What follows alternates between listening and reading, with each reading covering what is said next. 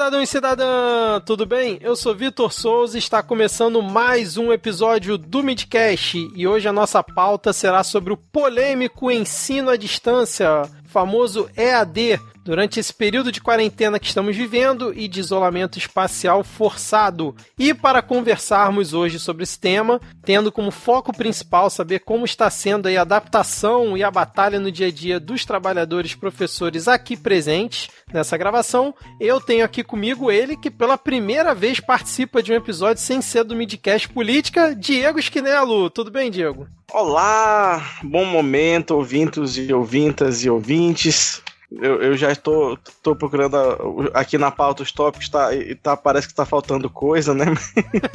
Acostumado lá com os nossos brocos, mas é uma honra estar aqui gravando com estas pessoas maravilhosas. E sem paródia, né, cara? Sem precisar cantar no início aqui, que é a melhor coisa. Eu tô vendo que eu vou acabar dando um outro jeito de passar vergonha nesse episódio. Bom, deixa eu seguir aqui a apresentação, porque quem está de volta ao Midcast, depois de ter participado recentemente justamente de um episódio do Midcast Política, lembrando que estamos gravando aqui no dia 15 de junho de 2020, a fã de guilhotinas, Júlia Matos. Tudo bem, Júlia? Tudo bem, tudo bom com vocês, gente? Então, além do meu lado podcaster pitaqueira de política, né? Quem já viu, eu sou professora, já dei aula na rede pública, espero voltar. Agora eu dou aula na rede privada, sou professora de história. Pego o fundamental e o comecinho do médio. Então, final do fundamental 2 e comecinho do médio. E assim, eu não gosto nem de chamar de EAD, né? É ensino emergencial à distância, porque não, a gente não foi preparado. Eu não sei as meninas, mas eu não fui preparada para isso, em momento nenhum da minha vida. É o EMAD, né? Ensino emergencial. EAD, né? Ensino emergencial à distância. Tem que botar mais um E aí na sigla. Exato, porque tipo, tá complicado, assim. Olha, então, pega seu computador e agora vocês vão dar aula, gravem. Como? Não sei, mas meu computador tem 20 anos, se vira. A gente vai falar mais um pouquinho sobre isso ao longo da pauta, contar esses causos. Mas deixa eu seguir aqui a apresentação, porque além de nós três, provavelmente os ouvintes já conhecem, hoje temos duas convidadas participando pela primeira vez aqui no Midcast, por isso eu vou pedir gentilmente que elas se apresentem melhor para os nossos queridos 10 ouvintes. Diretamente de Minas Gerais, temos o prazer de receber Karina Rezende. Tudo bem, Karina? Oi, gente. Olá, tudo bem? Primeiro queria agradecer vocês pelo convite. Então, eu sou professora do ensino médio, professora de história, assim como a Júlia. Eu faço mestrado na UFMG, aqui em Belo Horizonte.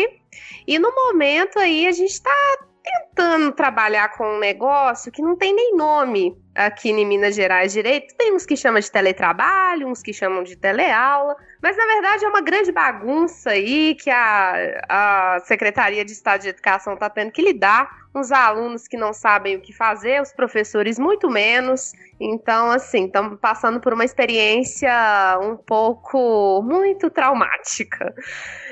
Eu dou aula, assim, já há algum tempo, mas esse é meu primeiro ano na rede pública. E peguei, assim, um ano em que eu enfrentei greve, enfrentei pandemia, enfrentei matrícula errada. Então, assim, eu acho que vai dar muito pano pra manga o que a gente vai discutir aqui hoje. Maravilha. Assim que é bom. Lembrando que a Karina, a gente conheceu ela através de uma thread dela que viralizou recentemente no Twitter, onde teve mais de 11 mil retweets, 40 mil curtidas. Vai ter link aqui na descrição do episódio para quem não conhece. Depois ela vai poder, se quiser, falar um pouquinho melhor sobre a situação que ela descreveu lá. E completando o nosso quinteto de hoje, diretamente de Goiânia, temos também a presença de Tâmara Manrique. Tudo bem? Boa noite, gente. É um prazer estar aqui com vocês, compartilhar, né, dessa doideira toda que está sendo esse novo contexto de ensino. Como a Karine e a Júlia bem disseram, não é AD, né? A gente não sabe o que é, mas definitivamente não é AD. Aqui a Secretaria de Educação em Goiás determinou isso como regime não presencial de aula, né? O que dá bastante pano para manga também, para a gente refletir se essa tipificação, né, como assim, não tipificou como EAD, afinal de contas, EAD é um sistema bastante complexo, né, de ensino. Existem vários teóricos que se debruçam sobre isso, apesar de nós, né, o senso comum, debatermos como algo banal, né, enfim. Aqui não tipificou como EAD, mas também deixou em aberto. Não esclareceu muito bem o que deveria ser, o que deu margem para várias experiências, né? E é o que compõe principalmente esse debate todo que nós vamos estabelecer aqui. Eu espero poder contribuir, né? Ou quem sabe a gente sair daqui com mais confusão, o que pode ser bom também. Eu gosto de confusão, eu gosto do caos. Exatamente. Mas minha área de formação é História, eu dou aula para o ensino médio, para o 9º ano ao ensino médio em uma das escolas. Em outra escola eu dou aula no ensino fundamental 1, para o 3º ano do fundamental 1. Assim, então atuo, portanto, como pedagoga. E assim, nesse contexto, principalmente, se essas duas atividades, né, já são distintas, imagina nesse contexto. Que loucura. Mas, enfim, vamos compartilhar um pouco. Muito obrigada, gente. Ou seja, só tem comunista aqui hoje, né? Tudo professora de história, bando de comunista aqui participando do episódio. Bando de doutrinador. Nossa, exatamente. E avisar aos ouvintes que não foi intencional que fossem todas professoras de história. É verdade. Aconteceu por acaso.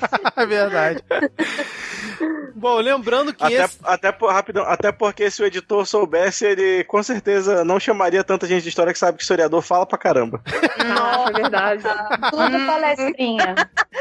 Historiadora e professora ainda, meu Deus do céu. Não, você sabe, eu vou contar um segredo pra vocês, que vocês não são professores, mas juntou 3 professores em uma sala, virou um conselho de classe. Não importa se elas nunca se viram um conselho de classe. De repente, ai meu Deus, mas tem aquele aluno. Pronto, eu vou parar, daqui a pouco eu vou pegar café. Mas falando em muita conversa e episódio grande, lembrando que esse episódio aqui é uma produção em parceria com o Não Pode Tocar, podcast lá que o Rodrigo faz parte, que ele fica fazendo jabá em todo episódio do Midcast Política. Lá também rolou um outro episódio falando sobre EAD, com as participações do próprio Rodrigo, né? Com aquela pistolagem habitual dele, com aquele discurso animador, né? A Fabiana Pedroni, o nosso querido Denis Almeida e a Aline Barbosa. O papo por lá ficou sensacional, teve quase 2 horas de duração, vai ter link na descrição desse episódio. E depois que você ouvir esse daqui, taca ali play lá no episódio 8 da 3ª temporada do Não Pode Tocar, intitulado EAD Hoje e Amanhã. Bom, antes da gente começar aqui o nosso bate-papo, eu vou falar alguns dados que eu acho que é importante trazer aqui para os ouvintes, até para criar um cenário aqui para o nosso bate-papo de hoje. Segundo dados mais recentes do Ministério da Educação, atualmente o Brasil possui 47 milhões de alunos no ensino médio, e segundo dados do Censo do Ensino Superior de 2017, o Brasil possui mais de 8 milhões e 286 mil alunos de graduação, sendo pouco mais de 6 milhões e meio na modalidade presencial e pouco mais de 1 milhão e 700 mil na modalidade à distância. Além disso, segundo a Pesquisa Nacional por Amostra de Domicílios Contínua de 2018, divulgada no último mês de abril pelo IBGE, 1 em cada 4 pessoas no Brasil não tem acesso à internet. Em números totais, isso representa cerca de 46 milhões de brasileiros. E em meio a esse cenário, junto com a pandemia do novo coronavírus e provavelmente tendo o pior ministro da educação da história desse país, estamos vivendo esse desafio aí dos professores terem que ensinar em meio ao caos. Então, para começar aqui o nosso bate-papo, eu queria começar perguntando para a Júlia qual era a experiência dela lecionando através de EAD ou EAD antes da pandemia, ou se não tinha, como é que foi esse processo, e qual foi a primeira reação dela ao saber que da noite para o dia tem que começar a ensinar os alunos através dessa modalidade à distância, e depois a Karina e a Tâmara também podem ficar à vontade para dar o relato delas.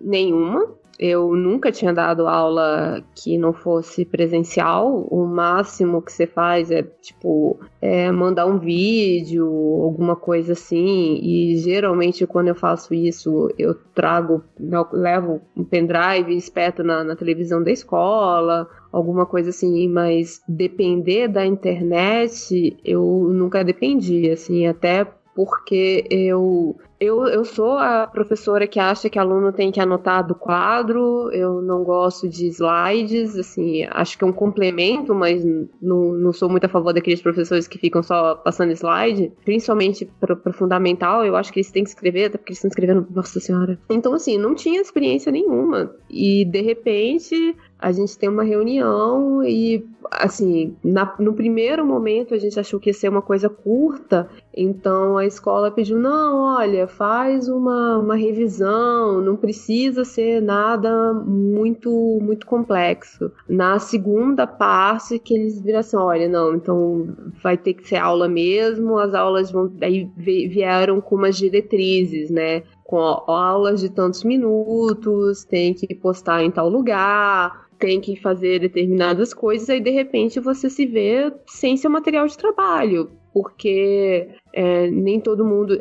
Eu ainda tinha sorte porque eu tenho um microfone bacana, eu não gosto muito de aparecer em vídeo, mas eu acho que já consigo falar relativamente bem, sem muita vergonha, mas foi bem complicado, assim, da noite pro dia você muda totalmente a sua forma de dar aula, porque o que eu não gostava, que era aula de slide, a tua aula virou aula de slide, né, não tem como não ser mais aula de slide. Então foi isso, assim, foi sem preparo, sem coisas, e todo o gasto foi pra gente, né, porque agora a tua internet, você tá usando mais sua internet, a conta de luz aumentou, então assim, todo esse ônus pro professor. Então a gente está preparando uma aula que antes a gente ou já tinha preparada para quem dá aula há mais tempo, a gente está tendo que repreparar essa aula inteira, depois gravar, depois subir, e aí você tem uns encontros online presenciais, né?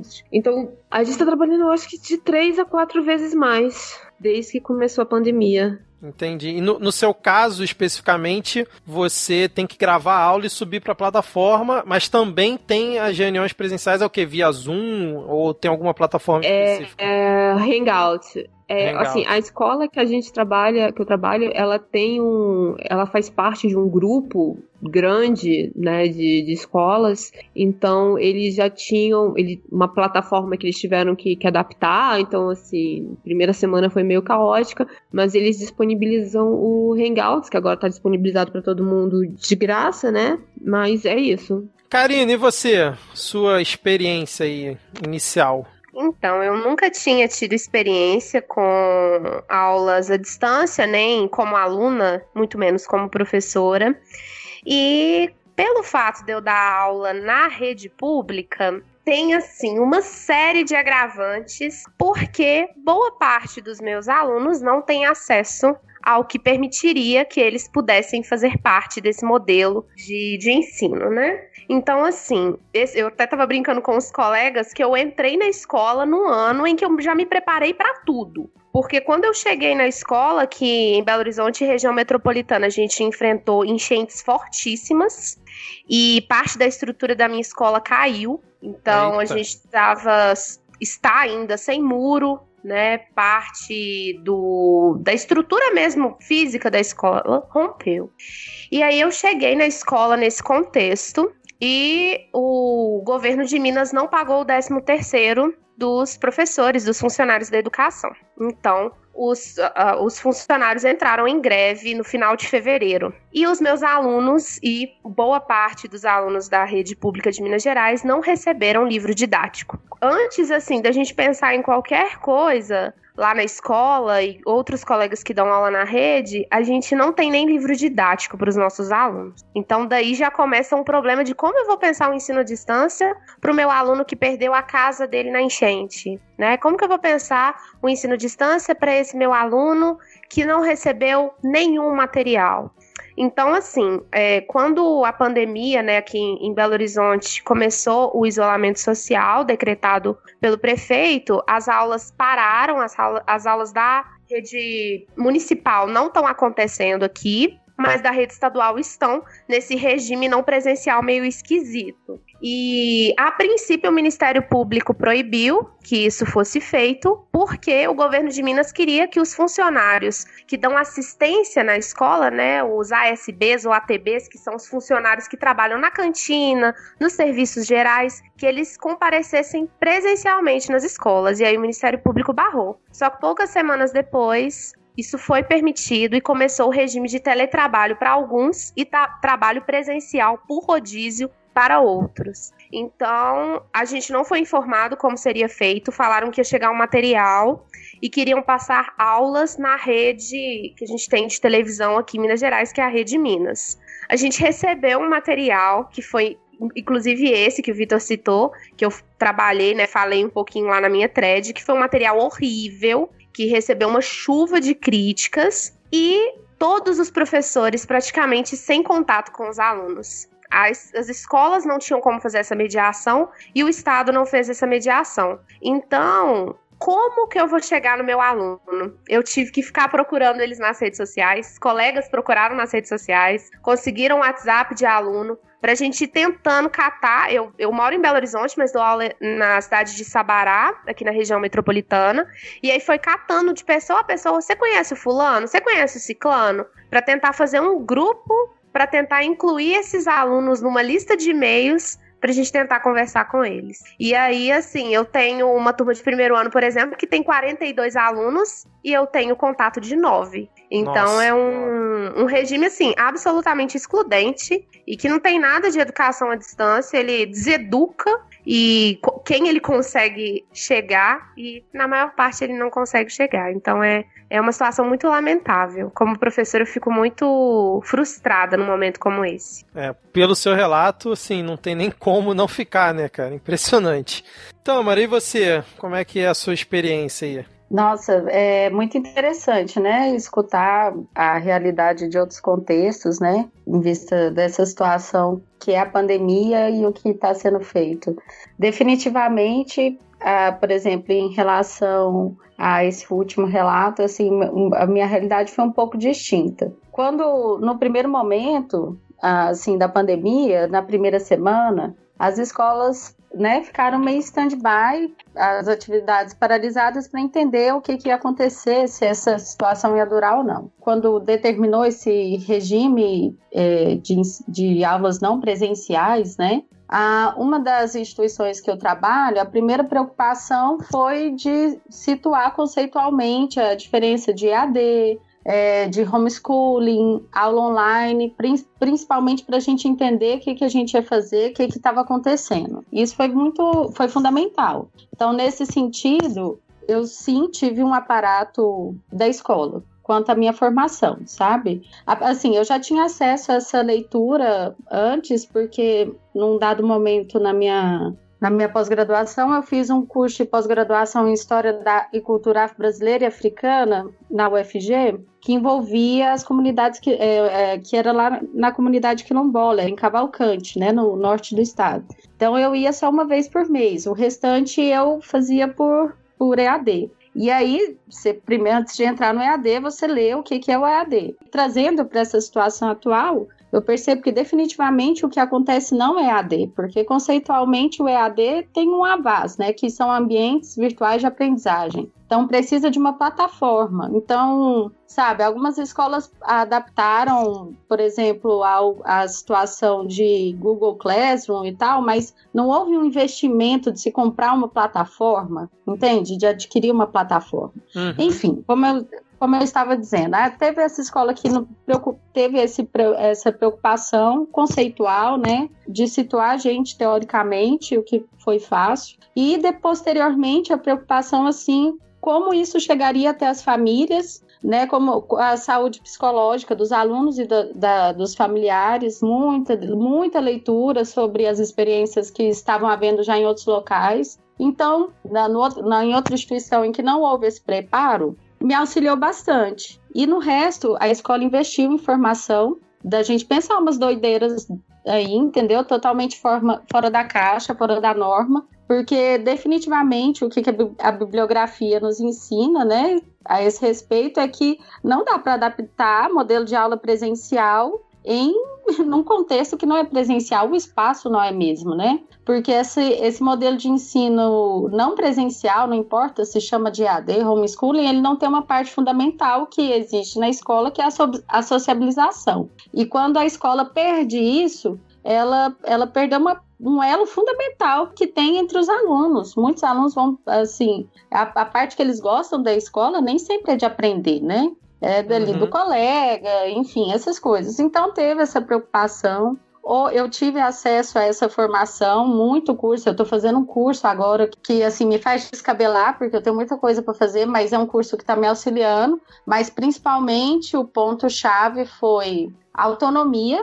Assim, os alunos de desenvolver um processo de ensino que os alunos tivessem autonomia e a partir disso alcançar uma aprendizagem significativa e que não fosse doloroso, mas de qualquer forma buscando a inovação, porque a impressão que dá é que mesmo que mesmo que as aulas presenciais voltem, acaba que vai ficar um traço disso, né, que aconteceu. Eu acho que vai ser difícil dissociar dessas práticas tecnológicas que começam a fazer parte do ensino. Enfim, e outro ponto que foi galgado era de não ser conteudista, né, algo que eu levo assim para as minhas aulas, independente do contexto presencial ou não. Então, eu tive que reformular todas as práticas. Isso tá dando trabalho pra caramba. Mas como eu tive a sorte de trabalhar num lugar que me proporciona isso, em nível de estrutura mesmo, de investimento, né? Uma escola que proporciona isso, tá sendo interessante para minha formação. Só que assim, bicho, e meninas, sabe? Tô assim, ó, cortando um dobradíssimo. É muito, não é triscado não, é doído. Tipo, eu trouxe a escola veio para dentro da minha casa e eu me sinto extremamente exposta. Tem vídeo meu rolando por aí, eu não gravo o vídeo, eu dou aulas, eu tenho encontros, né? E outras coisas, outras ferramentas mais que nós desenvolvemos, mas aí tá a família lá assistindo a aula com você, sabe? Aumentou, eu sinto essa sensação de fiscalização é terrível. Às vezes quando você entra em determinados pontos, por exemplo, falar de coronelismo, eu moro em Goiás, né, gente? Então pensa, dá trabalho? Então, a fiscalização, assim, é insuportável. E mesmo quando não tem fiscalização, essa sensação de exposição. Eu tô paranoica o tempo inteiro. Eu coloco um adesivo na frente da minha webcam, porque ela está... É sério. Certíssimo, porque, tá às certíssimo. Vezes eu tô aqui enfiando o dedo no umbigo e cheirando. E aí tem uma câmera na minha frente. Cara, que inferno. Eu tô trabalhando aqui o tempo inteiro com uma câmera virada para mim. Isso fora o acúmulo de trabalho, porque se por um lado está trabalhando muito quem que teve que adaptar a aula, né, para num formato mais convencional, para quem teve que inovar também, nossa, exaustivo, porque eu nunca fiz isso. Então, além do acúmulo de trabalho, essa falta de privacidade, essa coisa 1984, sabe, de ter uma câmera virada para mim o tempo inteiro dá crise de ansiedade, quase. Se o Mark Zuckerberg tampou a dele numa entrevista já tem um tempo, né? Apareceu o notebook dele com ela tampada, a gente tá liberado também, tá tranquilo. Não, o tanto de grupo de WhatsApp, às vezes tá tomando uma cerveja ali, falando uma besteira no grupo e fica na paranoia de não estar indo no grupo da escola, no grupo do pai. Nossa, pelo amor. Ajuda, gente. Não, isso que a Tâmara falou, eu tô vendo alguns colegas meus, porque eu e alguns colegas conseguimos utilizar aquela plataforma Google Classroom, mas de maneira totalmente autônoma. Mas a maior parte dos colegas estão em grupo do WhatsApp. Eu tenho uma amiga professora que ela tá em mais de 20 grupos de WhatsApp, porque cada grupo corresponde a uma sala. E aí os alunos ficam chamando, e assim, você não tem privacidade nas suas redes sociais, porque o aluno fica lá, ô professora, meu Deus, é uma coisa assim. E quando não é o aluno querendo tirar uma dúvida, domingo, 8 horas da noite, é a supervisora, é a diretora. Nossa. Então, assim, a gente tá vivendo um negócio muito estranho.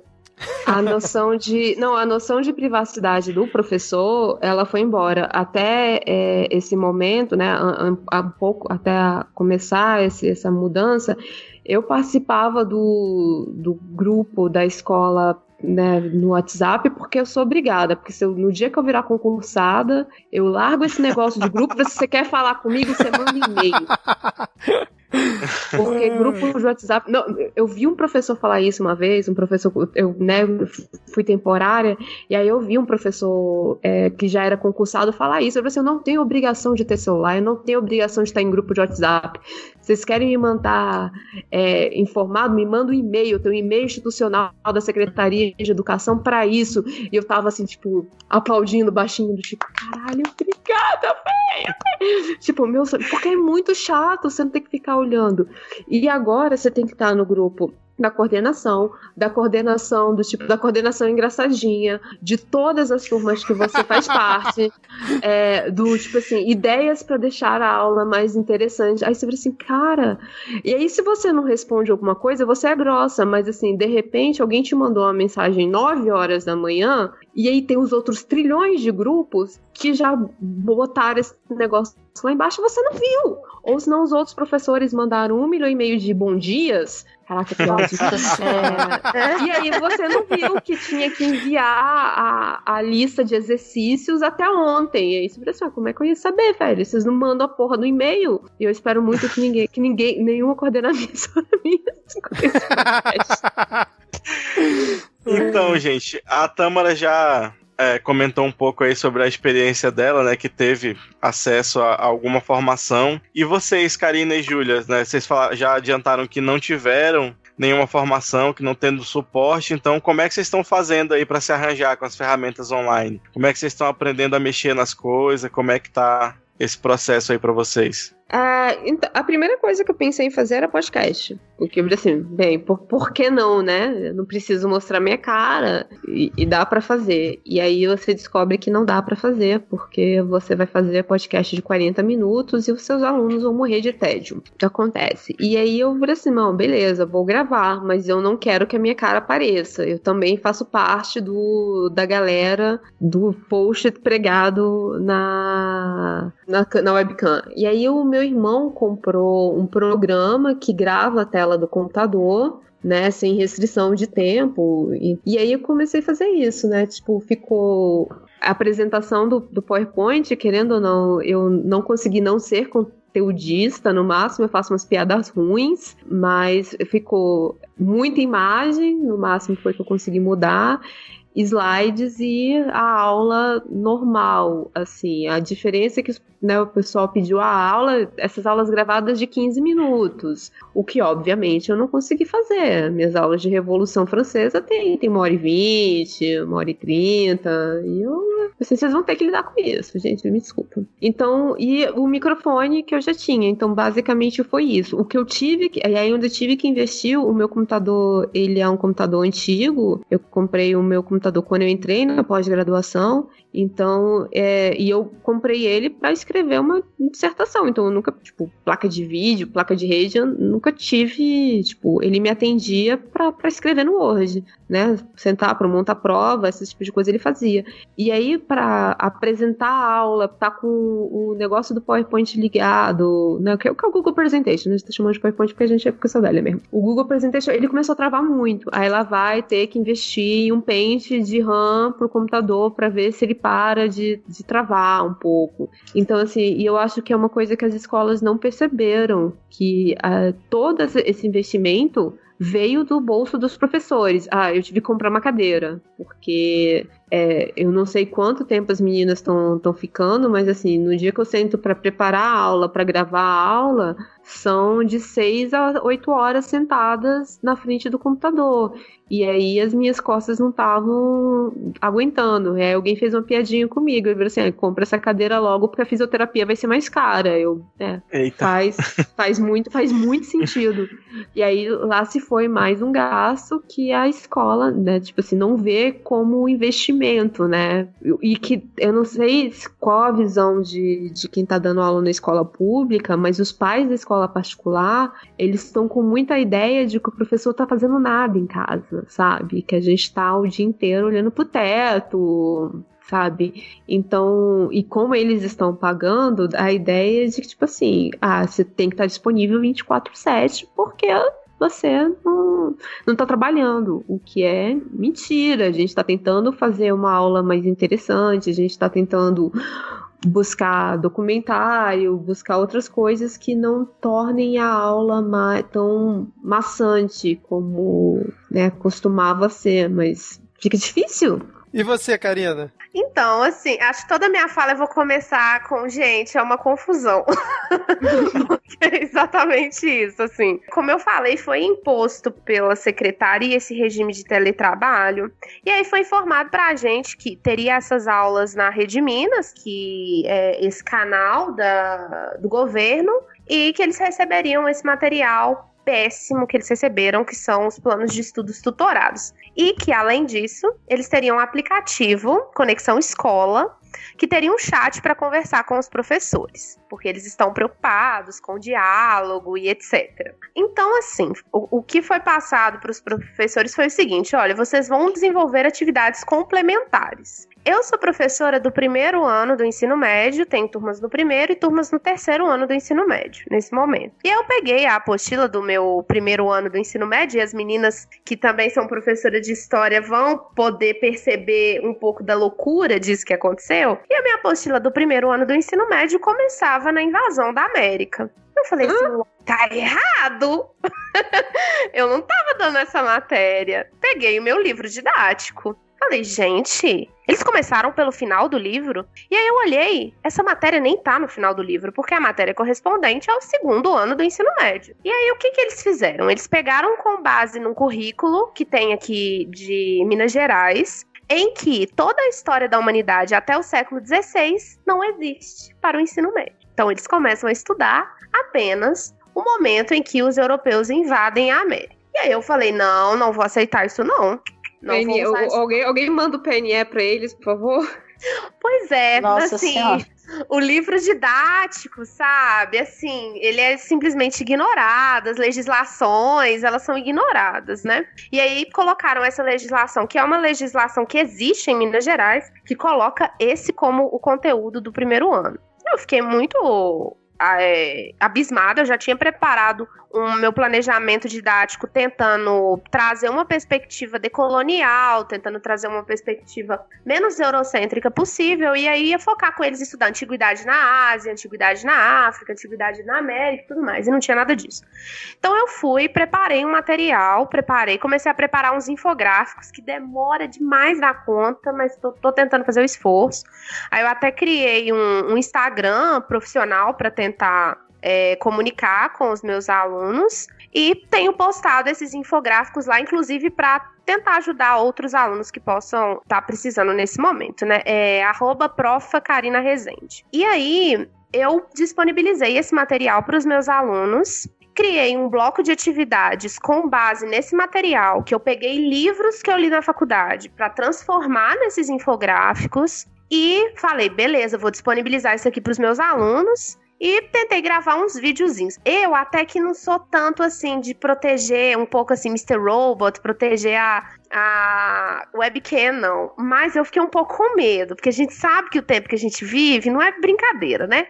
Então assim, eu gravei as aulas da tela do meu computador e aparecia no cantinho, mas só a minha voz. E disponibilizei para os meus alunos num vídeo não listado. Enviei para eles. E aí eu tive a notícia de que o meu material não poderia ser considerado como um material base para os meus alunos, porque tem que ser só o que a secretaria produz como um material fundamental. E aí o meu material do primeiro ano, ele fala que o colonialismo é a chegada dos seres humanos na América, ele fala que a culpa do tráfico de pessoas escravizadas do continente africano é dos próprios africanos. E eu falei, eu não vou usar esse material. Não tem a menor condição de eu usar esse material com os meus alunos. E aí foi aquele caos. Junto com isso, tem um aplicativo, Conexão Escola, que tem um chat. Agora, o chat estreou ontem. ele estava prometido para o meio do mês passado, em que você conversa com o aluno. Só que como eu falei com vocês, na minha turma de primeiro ano, uma das minhas turmas, tem 8 alunos de 40 que eu tenho acesso. Então, assim, a gente não foi preparado para nenhum tipo de trabalho nesses moldes.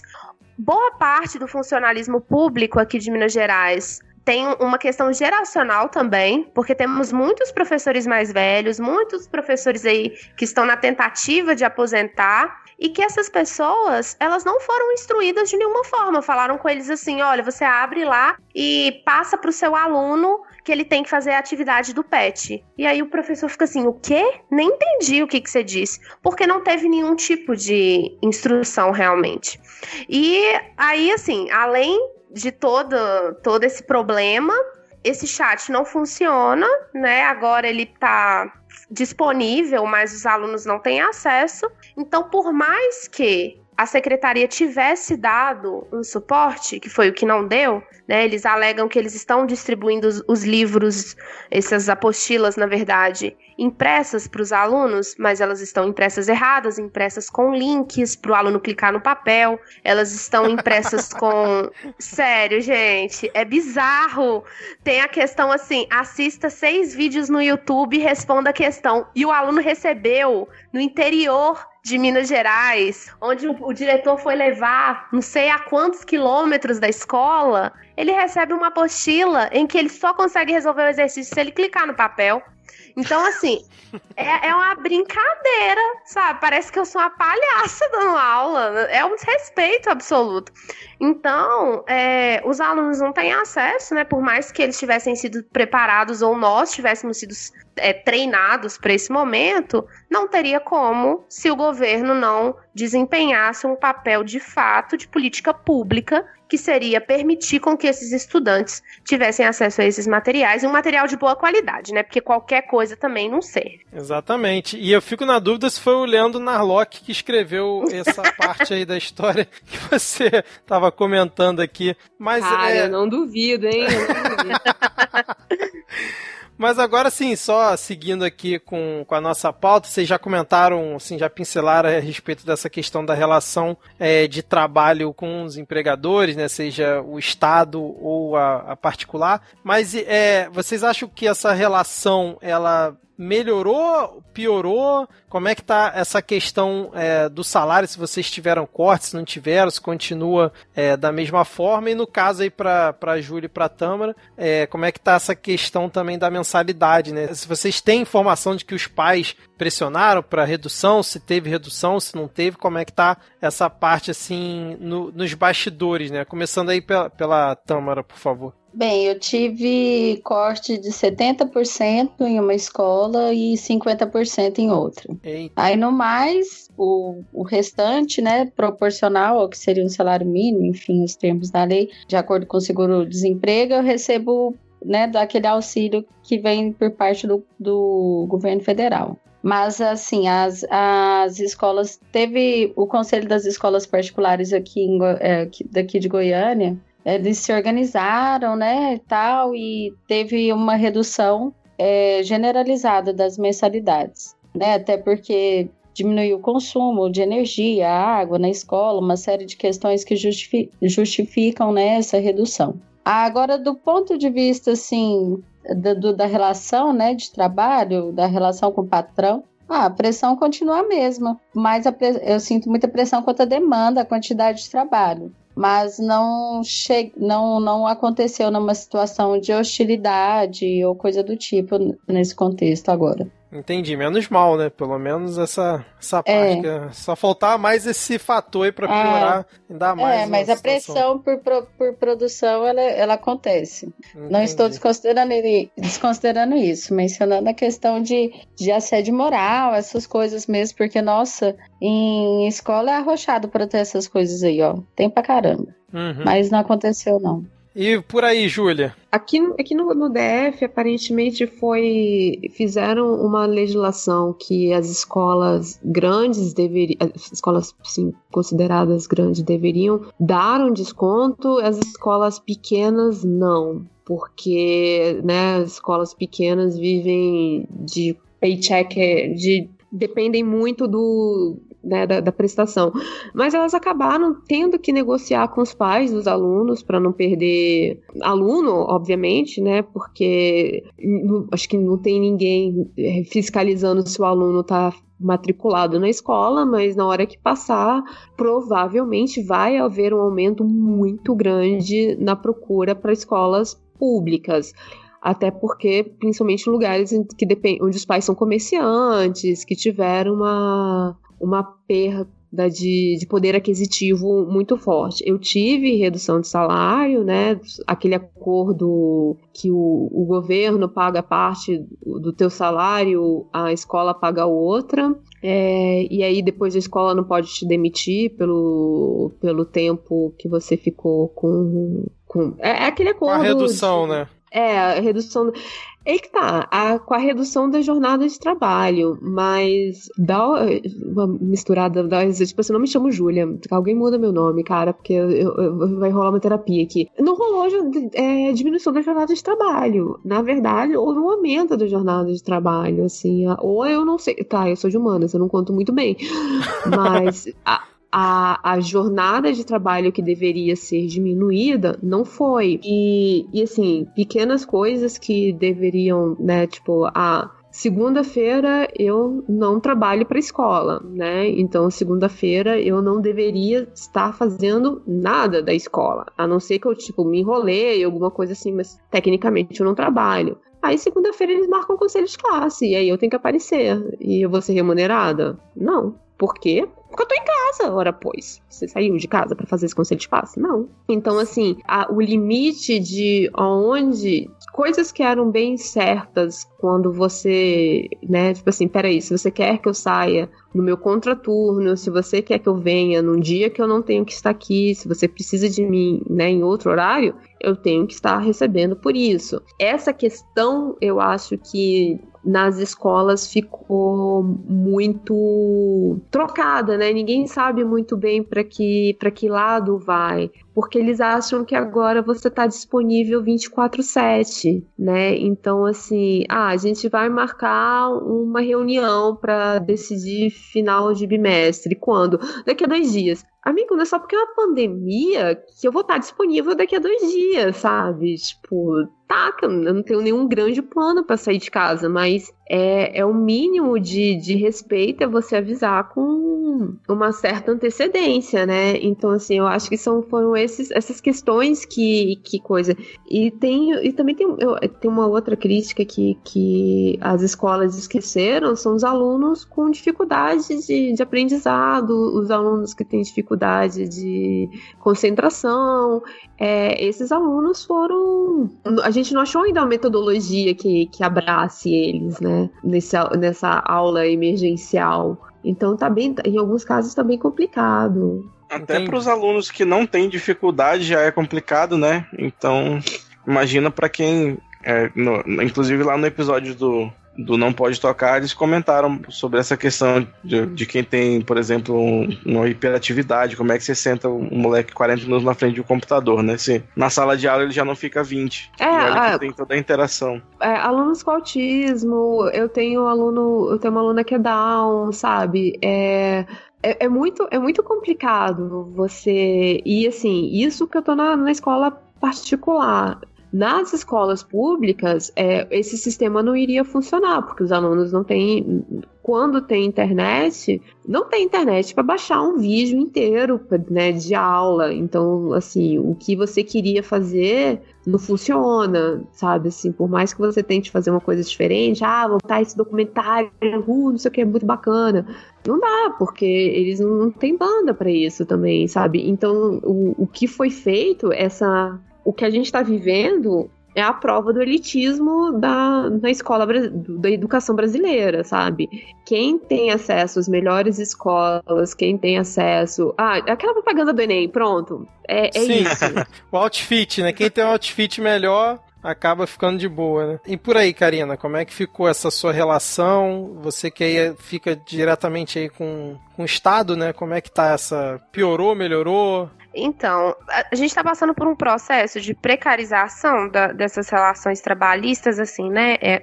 A pandemia está escancarando muitas questões que já estavam latentes, mas aqui em Minas Gerais, o governo de Minas já tinha um projeto, assim, de pensar a educação não como uma política pública propriamente dita, não com a sua função social, mas desde quando a gente iniciou o ano letivo, a gente já viu uma série de mudanças, né? Teve mudanças na matrícula, o Estado que definiu qual aluno que foi para qual escola, por exemplo, lá na escola onde eu dou aula, em Sabará. Uma grande desconsideração do trabalho das pessoas que trabalham nas secretarias, né? E dos próprios professores, né? Que os professores têm esse trabalho também de ajudar na enturmação. E aí, com o início dessa pandemia, corroboro tudo isso que as meninas falaram, né? Dessa questão da gente não ter a privacidade, de achar que a gente está sempre disponível. Existe essa ideia, infelizmente. E aqui, a gente não teve corte de salário propriamente dito, mas a gente não recebe o salário no dia. Então, assim, no mês de abril, o meu pagamento cai dia 10. Ele caiu dia 25 ou dia 26. E aí, eu imagino, para tantas pessoas que, no meu caso, eu faço mestrado também, tenho uma outra ocupação. Eu fico imaginando quem está dependendo totalmente dos 1.800, porque é esse o salário de um concursado aqui em Minas Gerais, para conseguir se manter recebendo mais de 15 dias depois da data do seu pagamento. Isso quando não acontece, o que... na verdade, não acontece, porque acontece todo mês isso, que é o parcelamento dos salários. Então, o governo paga até um valor X e o resto ele vai parcelando, vai pagar a segunda parcela, só Deus sabe aonde. Então, assim, não teve um corte propriamente dito, mas teve, né? Não teve com todas as palavras, mas teve. E aí, assim, é muito delicado... Porque eu, por exemplo, sou funcionária designada, né? E tava tacando pedra aí no governo, na secretaria, porque eu sou doida. Porque os designados, eles são por contrato, né? E, inclusive, tá tendo um projeto de lei na Assembleia Legislativa aqui de Minas Gerais para impedir a demissão desses designados, né, e também para tentar parar esse teletrabalho. Depois da repercussão, da denúncia, saiu na mídia e aí esse projeto de lei foi feito. Então, assim, a gente tem uma esperança de que algo possa acontecer, mas não é uma esperança muito grande, dada a forma como o Estado lida com seus funcionários, né? A gente é considerado inimigo aqui. Depois que eu fiz a denúncia, vendo as declarações da secretária e de outros membros da pasta, né, e do governo de Minas, os professores está sendo colocado como se a culpa fosse dos professores que estão reclamando do material. Então, é uma lógica muito perversa que coloca que a culpa é de quem está querendo fazer o que de fato a gente considera ser educação. É uma ideia de que o Estado está fazendo um favor. Assim, é esse lugar que tem sido colocado por parte do governo de Minas. A gente está fazendo um favor de dar esse material que a gente preparou em tempo recorde. A secretária várias vezes enfatizou que ela preparou em tempo recorde, como se isso fosse uma grande vantagem. Eu consigo preparar qualquer porcaria em tempo recorde também. Mas, assim, está sendo tratado de uma maneira como se eles tivessem que ser ovacionados por isso. E a secretária falou que Minas Gerais ia ficar conhecido realmente por esse regime de teletrabalho e realmente está ficando. Não é que ela estava certa. Eu acho que seria interessante você explicar o que é o designado, porque eu acho que ele existe em todos os estados, cada um com nome diferente, e por que que, tipo assim, quando você falou assim, eu tô batendo no governo porque eu sou doida, né, do jeito que eu também critiquei a escola particular, eu também sou doida, né, porque no meu caso é mais fácil ainda, mas é porque assim, nem todo, porque o pessoal fala, o professor faz o que quer porque tem estabilidade. Não todo mundo. Pois é, aqui em Minas Gerais, a gente passa por um processo desde não sei se de 2012 ou 2013, que a gente tem uma certa parcela do funcionalismo público da educação, especialmente, que ela não é concursada, ela não é um funcionário público propriamente dito, são funcionários que são contratados. Então, para vocês assim, terem noção da loucura que é, eu vou dar o meu exemplo de como que foi. As vagas, elas aparecem no site como um leilão. Aí você vai no lugar onde, em tese, você vai poder ser contratado, que é uma escola, normalmente eles escolhem um polo, e aí você leva toda a sua documentação. E aí você fica na fila, de acordo com o seu lugar na classificação, você faz uma classificação online. Você passou no concurso ou não? Passei. Em qual posição? Posição X. Então aí eles vão te colocar na posição X. Aí tem um professor que não passou no concurso, mas ele dá aula no estado há 20 anos, então ele vai ter uma posição Y. Ele pode até ficar na minha frente, inclusive, que passei no concurso. E aí a gente vai para uma fila e fica esperando. Esse foi o meu 3º ano indo em designação.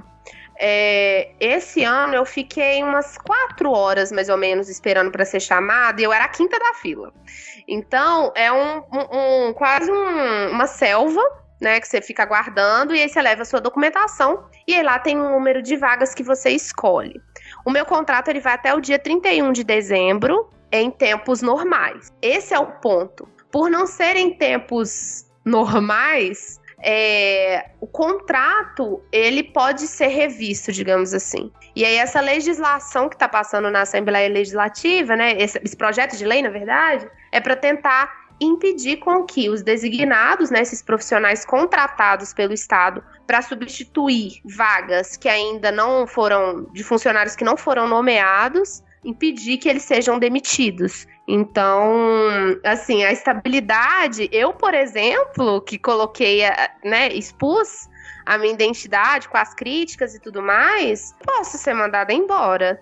Se essa lei, de fato, não conseguir ser aprovada, eu não tenho total garantia que eu tô mantendo, né, o meu cargo, o meu emprego. E não sei também quando que eu vou ser nomeada. Então é uma situação muito delicada. Eu acho que esse momento da quarentena escancarou o que eu não me lembro se foi a Tâmara ou se foi a Júlia que falou, como que todo esse projeto do governo de Minas desse momento, do governo Zema, ele não foi um descuido, sabe? Ele foi um projeto realmente. Um projeto no sentido de eu vou dar qualquer coisa porque eu tô fazendo um favor. Educação não é favor, é direito básico, né? E lidar com a coisa pública é diferente de lidar com a coisa privada, e eu acho que fica evidente como que a secretaria e o governo não tá sabendo fazer isso. Karina, aqui em Goiânia, todos os professores do município contratados foram demitidos. Eita. Todos. Pois é. Todos. E eles foram demitidos no início da quarentena. Imagina, já estão alguns meses corridos aí sem salário. E já começaram a se organizar a partir de agora, né? Porque aí o interessante... vão chamar todo mundo de volta. Não tem perspectiva. O contrato, como a Karina disse, é muito vulnerável. Quer dizer, olha, eu não conheço um trabalhador agora que não tá com o cu na mão, né? Não, todo mundo. Porque é uma situação de colapso como essa demonstra como nós, né, classe trabalhadora, né, somos vulneráveis diante dessa situação. Do meu ponto de vista pessoal, né, eu corto uns dobrados assim que eu acho que cretinamente eu tô assimilando já essa porra toda que tá acontecendo. Sabe, do ponto de vista de questão de insegurança, você dorme empregado, acorda desempregado, o salário chega atrasado, o benefício do enfim. Mas aí você pensa, né, trabalhando na iniciativa privada, esse caos, esse pânico o tempo inteiro, o medo do erro e essa paranoia toda, que é estresse puro. E o contrato, cara, o contrato, por exemplo, o que aconteceu aqui em Goiânia, tipo...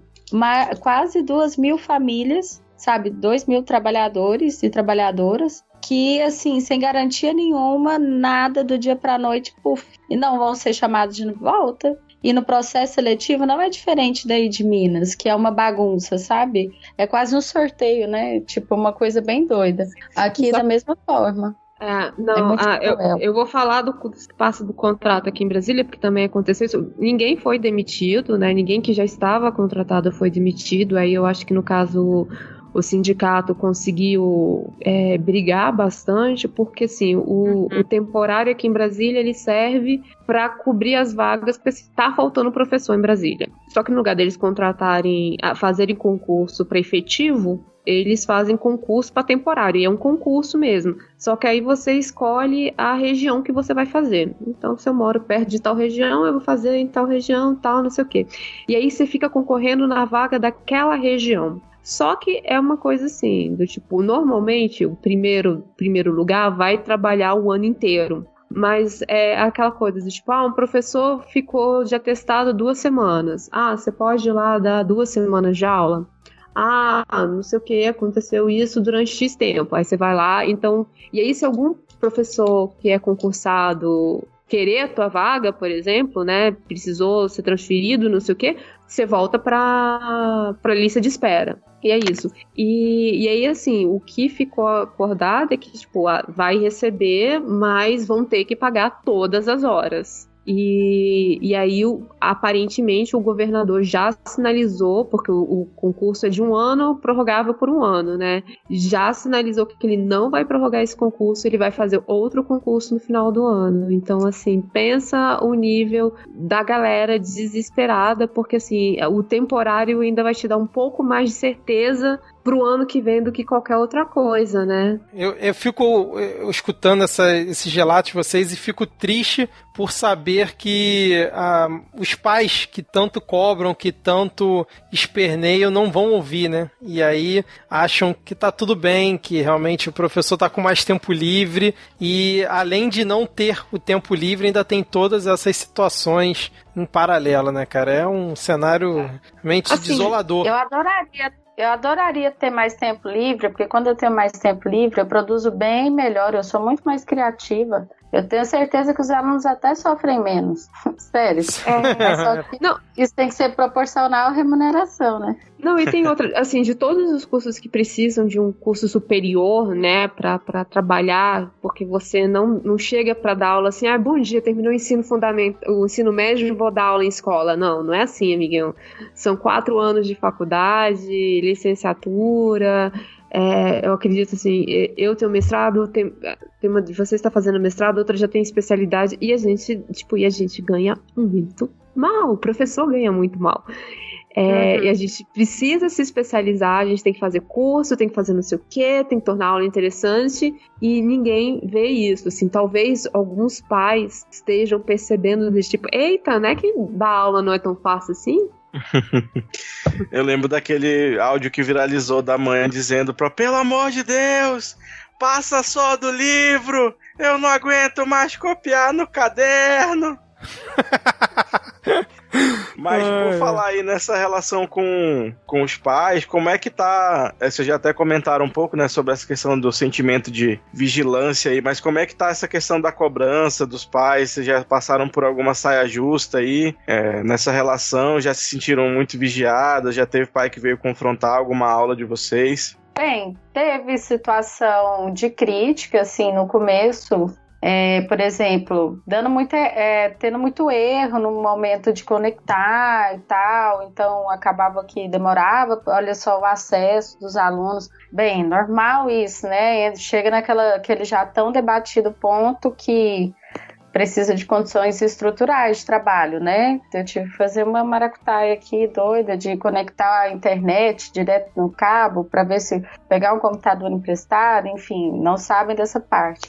Então teve críticas quanto a isso, teve a pior parte, a intromissão assim constante e a paranoia de ser observado. Quanto a esse aspecto da crítica, assim, dos pais, foi mais sobre esses problemas técnicos. Eu não tive o que falar, né? Não tive o que fazer, não tenho culpa se a internet não tá ajudando, se às vezes desconecta, se o computador não ajuda, ele realmente não é o melhor computador, mas, né, paciência, assim, na verdade, eu quase mordi a parede aqui da minha casa nesses dias, assim, todos. Agora que eu tô tentando eu acho que eu já tô tão esgotada de pensar sobre esse assunto e de debater sobre ele, assim, que eu já tô começando a tratar na naturalidade. Mas foi muito estresse, pelo amor. E pai ligando e mandando mensagem e não consegue conectar, porque... Mesmo que, assim, no caso de uma das escolas que eu trabalho, que realmente é elitizada, o menino tem a internet mais legal do mundo, ainda existem dificuldades, por exemplo, de acesso, sabe? Assim, de acessar uma plataforma, de percorrer um caminho, e aí, tipo, nossa, e isso gera muito desgaste, sabe? E a partir disso vem reclamação em cima de reclamação, a cabeça chega e incha. Mas foi esse, e fora o controle. Na outra escola que eu trabalho, da aula no ensino médio, quando chegam a temas mais polêmicos, assim, sabe? Quando eu fui falar sobre coronelismo, foi um problema. Quando eu fui falar sobre a diáspora africana, foi um problema também. Você escuta a intervenção ao fundo. E aí você tem que explicar, né, que assim, a história não é baseada em achismo, mas é uma ciência fundamentada, são fatos, né, aconteceram. Então, a exposição e o controle, para mim, são a pior parte. O pai insatisfeito com um perrengue ou outro que surge, isso é normal do cotidiano de trabalho, sabe? Isso acontece presencialmente. Eu realmente, lidei com as situações. A pior parte, assim, é dessa observação e do controle. Definitivamente. Como aumentou. Sobre tudo que você diz. Imagina você tá dando aula e sua patroa entra na sua aula. Sim. Isso é ótimo. Isso é ótimo, assim. Nossa, maravilhoso. Essa é a melhor parte. E pra você, Karina? Então, assim, eu acho que talvez pelo lugar de atuação seja um pouco diferente realmente essa relação com os pais. Porque, assim, eu vejo que muitos, assim, vou dar um exemplo não dos pais dos meus alunos, porque esses, inclusive, eu não tenho contato. Mas quando eu coloquei a denúncia lá no Twitter, eu tive vários relatos de pais falando que eles estão desesperados. E aí, algumas pessoas me mandaram na DM me perguntando assim: oi, professora, tudo bem? Eu sou pai de um aluno aqui, sei lá, de 7 Lagoas. E você sabe quantos pontos que vai valer esse material? A secretaria falou. Então, os pais, eles estão numa situação mais, pelo menos na minha percepção, de desalento. De tipo assim, a gente não tem nenhuma satisfação mínima por parte do governo do que ele espera do meu próprio filho, do que ele espera, do que ele quer para a educação do meu filho ou da minha filha. Então, eu consegui, igual eu falei, alguns contatos com alunos meus por WhatsApp mesmo. E aí, assim, eu percebo um sentimento de desalento similar entre os pais dos meus alunos e os meus alunos. Que é um sentimento, muitos alunos meus, na verdade, é engraçado porque Sabará é uma cidade da região metropolitana, mas tem muito um caráter também de cidade do interior. E aí os professores que moram lá contando que eles andando na rua, encontram um aluno e falam: oh, e aí, como é que tá a aula online? E aí o aluno fala assim: que aula online? O que, professora? Tem aula online rolando, não? Aí tá rolando, sim. Então, assim, a gente ainda tá num processo, agora acho que nem tanto, mas estivemos num processo de tentar informar os pais de que estava tendo alguma coisa, né? E aí, depois desse processo, que agora vai começar um segundo mês desse teletrabalho, a gente tentar entrar em contato com esses outros alunos que faltam. Alguns alunos não têm celular, alguns alunos não têm computador, né? Eu tive casos de aluno me falando, eu mandei um bloco de atividades para eles fazerem, e é a questão que as meninas estavam falando, é tudo muito fechadinho também, no sentido de que a gente muitas vezes tem que seguir uma metodologia muito tradicional, porque a gente não foi ensinado, né? A gente não sabe lidar com a linguagem que é a linguagem de uma aula à distância. Então, muitos alunos meus que têm dificuldade para escrever, TDAH, qualquer dificuldade, eles são, assim, apagados nesse processo. Eles têm que se encaixar, né? E Minas Gerais é um estado gigantesco. E foi colocado um mesmo regime de estudos, tanto para quem mora no centro de Belo Horizonte, quanto para quem mora no Vale do Jequitinhonha.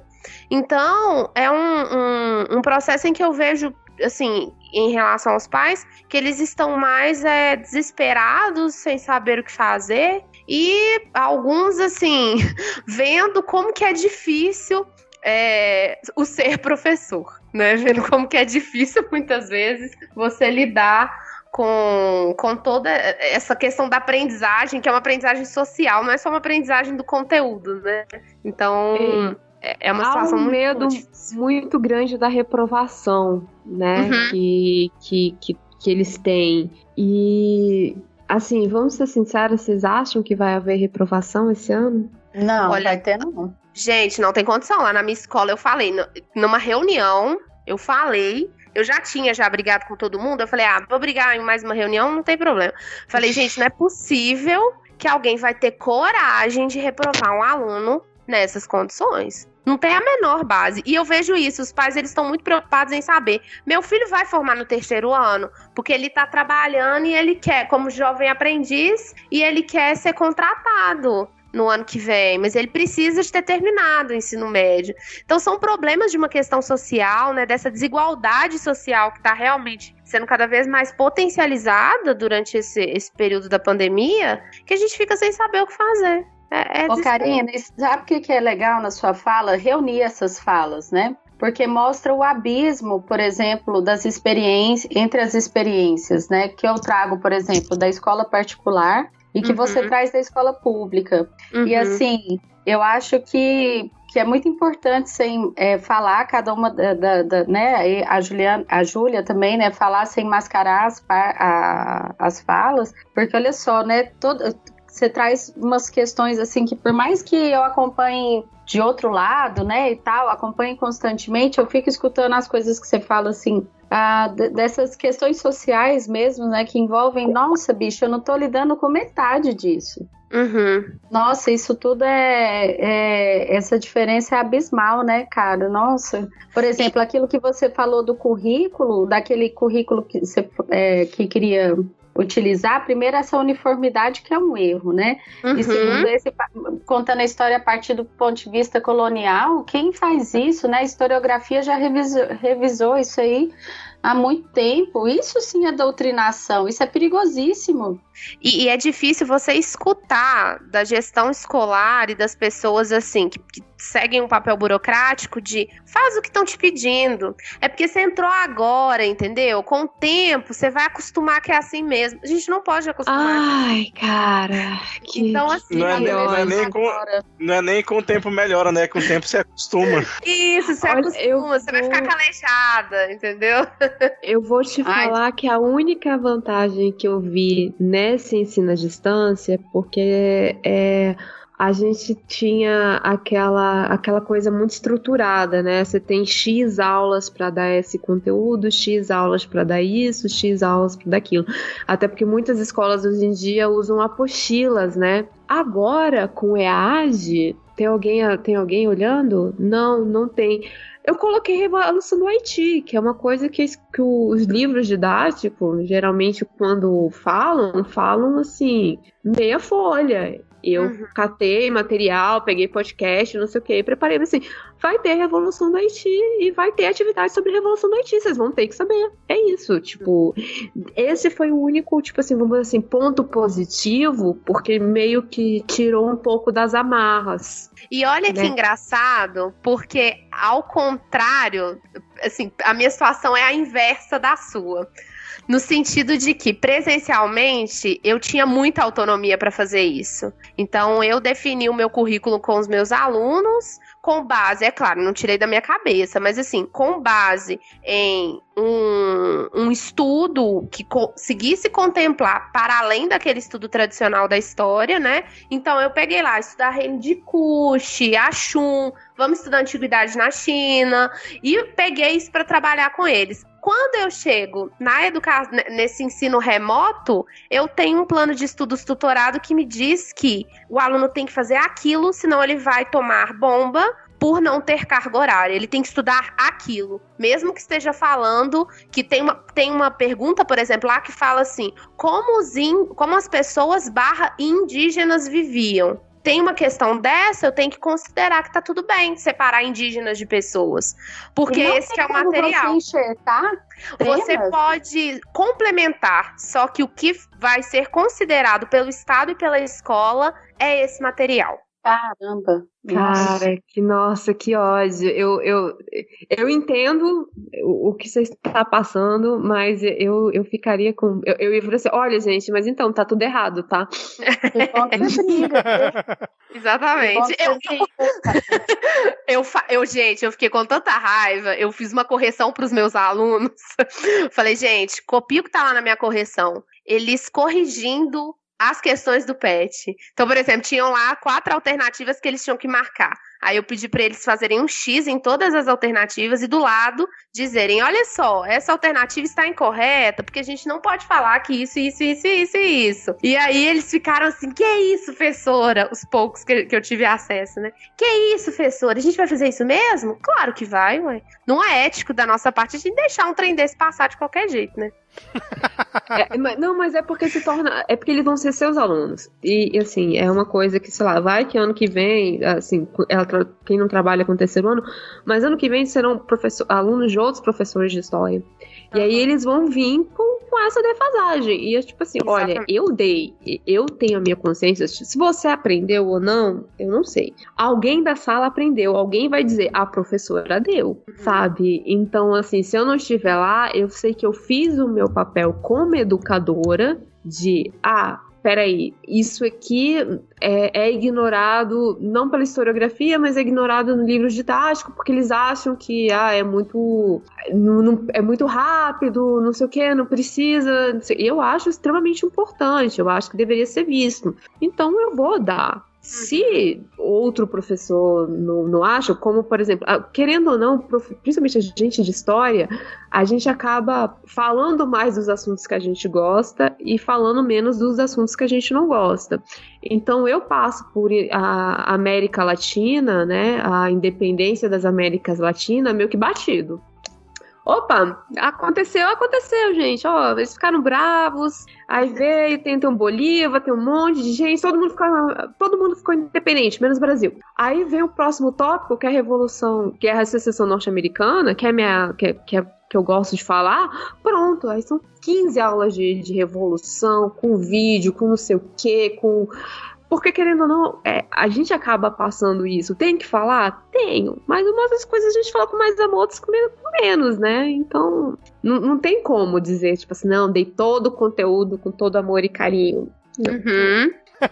Excelente. E aí, vocês estavam já comentaram um pouco a respeito dos alunos, né? Inclusive dos grupos de WhatsApp e tudo mais, que a demanda tem sido maior, até nas redes sociais. Isso me fez lembrar minha irmã. Minha irmã é professora na rede estadual aqui do Rio, e bem antes da pandemia, né? Ela já meio que evitava um pouco que os alunos soubessem o perfil dela no Facebook, justamente para não ficar aquela cobrança fora da sala de aula, né? Mas vários tinham ela, adicionavam, marcavam ela em publicações, era bacana, mas ela procurava ter um pouco desse cuidado. E aí, como é que vocês estão enxergando, encarando esse comportamento dos alunos de uma maneira geral? Vocês já falaram aí que não tem condição de reprovar ninguém esse ano, mas vocês sentem que eles estão se esforçando, estão interessados? Tem muita gente dormindo nas aulas online? Como é que está essa questão de enviar trabalho que precisa ser feito?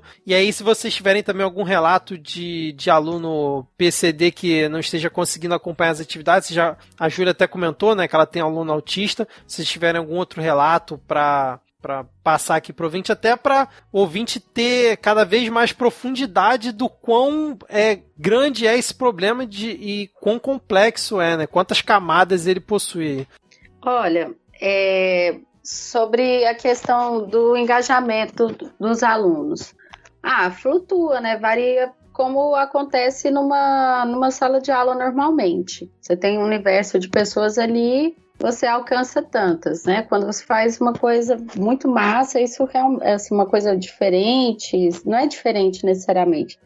Quando você adapta a linguagem melhor a eles, isso aumenta. Mas, enfim, de qualquer forma, uma sala de aula tem essa variação de engajamento e tal. Eu tenho, por exemplo, mas a participação nas aulas diminuiu consideravelmente. Então, eu tenho menos alunos participando. Por diversos motivos, né? Tem gente que não tem internet bacana em casa, tem gente que não tem internet em casa, tem gente que tem internet em casa, mas às vezes não sente aquela motivação, assim, porque, poxa, tem um curso que eu estou fazendo que dura 2 horas. Eu assisto ele durante 2 horas e eu fico pensando só nos meus alunos. Como é difícil você ficar parado numa tela, assim, móvel. Isso não existe, né? Então, eu penso bastante neles, porque é difícil para mim. Então, tem aqueles que não são muito... que estão lá, mas não são muito motivados. E tem uma parcela de alunos que eu percebo, assim, principalmente entre as crianças, que esperam o momento da aula porque elas estão super estressadas em casa. Então, é um momento ali de dar uma extravasada, ver os colegas, sabe? Então, as crianças, né, que têm acesso a isso, né, não são todas, por conta dessa dificuldade de acesso, seja lá qual for, que acontece, elas gostam mais do que os adolescentes. Por exemplo, para minhas turmas de ensino médio, olha só, eu estou dando aula pelo Instagram, fazendo live no Instagram. É complicado. Olha só como é complicado esse tipo de linguagem, né? Então, assim, eles têm, assim, é difícil eles ficarem comunicando comigo, interagindo pelo chat, mas ainda assim tem, sabe? Ainda assim tem interação, é bacana. E aí, pensando mais agora para o ensino médio, a maneira como eu vi para desenvolver os temas, eu tive, pelo que as meninas estão falando, eu tive mais liberdade na abordagem dos conteúdos e na forma de elaborar o trabalho. Então, eu escolhi não ser conteudista, e aí eu aproveitei, em vez de ficar passando lista, já que a escola não trouxe essa exigência, eu trabalhei mais leituras, assim, para eles lerem Veias Abertas da América Latina, entendeu?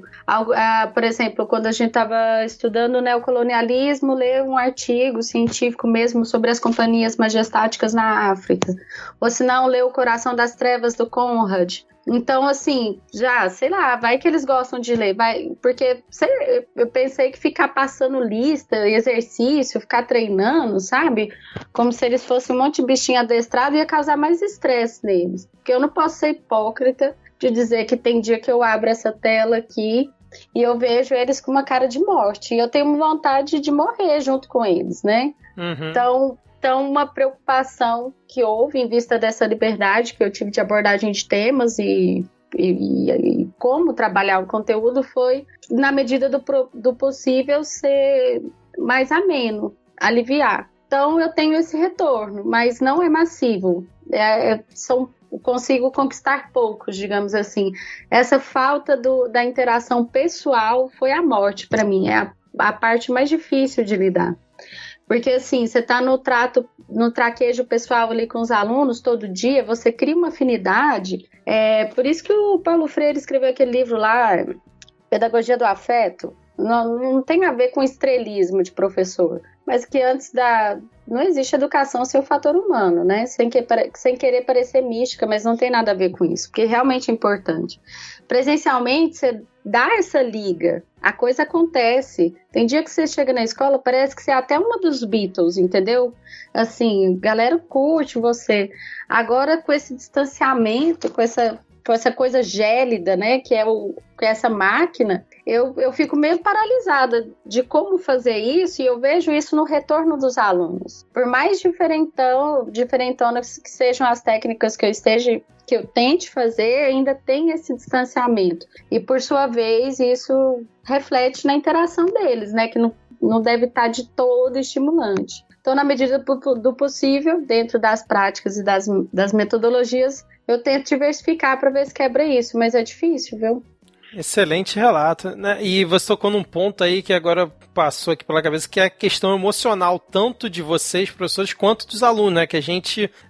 o problema é tão grande que a gente até pouco arranhou em relação a isso, né? Mas aí depois, se mais pra frente vocês quiserem comentar, mas passar a palavra aqui pra Júlia ou pra Karina comentar as experiências delas com os alunos. Assim, eu vou ser bem sincera, eu brinco muito com os meus alunos, que tipo assim, eu fui adolescente, eu tinha muita preguiça de sala de aula, não que eu achasse que eu aprendesse sozinha, sem professor, mas às vezes você tem 8 horas da manhã, eu tenho esse tom de voz que as pessoas, né, falam que é extremamente calmo, então eu sei que eu tenho que aluno dormindo na minha aula, eu tenho plena certeza que aluno entra no chat, né, para contar a presença, porque querendo ou não, uma das formas que a gente está contando a presença é quando eles aparecem, né, porque depois você vai lá e vê quem participou da conversa. E aí eles entram lá, pode entrar pelo celular, vira pro lado e volta a dormir. Assim, mas eu tenho completamente certeza de aluno que faz isso. Que eles estão usando o Brasil Escola? Estão usando o Brasil Escola para responder questões. Infelizmente, eu adoraria ter passado, quando eu estava falando de Revolução Francesa e Revolução Americana, o Conto das Duas Cidades, para os meus alunos lerem. Mas, infelizmente, eu não tenho essa autonomia ainda, porque às vezes não é só os pais, a escola que é conteudista, os professores, né, que são os pais, querem ver os alunos fazendo lista de exercícios, sabe? Os pais querem saber o que você está passando. Então, peraí, quantos exercícios essa professora passou? Por que não tem um monte de exercício aqui? Ela só vai avaliar por isso? Então, assim, tem expectativas dos pais também que da ideia de produção. Se esses alunos não estão produzindo, eles não estão aprendendo. Que isso foi como eles aprenderam, também não tem como dizer, né? Provavelmente esses pais eram aquele pessoal que ficava repetindo, né? Do tipo, colocava lá o verbo e ficava conjugando 1000 vezes o verbo e não sei o que, blá blá blá, que achava que era assim que aprendia. E é isso que eles esperam, principalmente porque, assim, pais que não trabalham com o computador vê o computador como uma ferramenta de escape, né? Então, você tá na frente do computador, você tá lendo um livro, eles talvez não acham que você esteja aprendendo. Agora, quando eles estiverem vendo, fazendo uma lista de exercício, fazendo um resumo, um mapa mental, eles dizem, agora sim, meu filho tá aprendendo. Então, querendo ou não, essa parte, talvez por eu não ter formação em EAD, não sei o quê, foi a única forma que eu consegui fazer de, tipo assim, para os pais verem que, olha, as aulas estão acontecendo, o seu filho está fazendo o dever, ele está produzindo, então, infelizmente, teve que ser assim. E eu nem gosto desse tipo de coisa, mas neste momento teve que ser, sabe? Assim, nem que seja para no ano que vem eles pelo menos ainda terem esses slides para precisar voltar no conteúdo, caso eles não lembrem. Excelente, excelente. E você, Karina? Pois os meus alunos, assim, é até um caso curioso, porque, igual eu falei, eu acho que eu estou sendo até repetitiva, mas é porque não tem como utilizar outra palavra. Os meus alunos e os pais também, muitos estão se sentindo abandonados nesse processo, né? E aí, quando eu fiz numa plataforma, coloquei os vídeos, os infográficos e os blocos de atividade e cacei meus alunos nas redes sociais e mandei para eles, eu tive alguns retornos muito interessantes. Eu tive umas 3 alunas que no mesmo dia que eu enviei, elas me chamaram e falaram e me mandaram assim, professora, o seu vídeo para mim é tudo.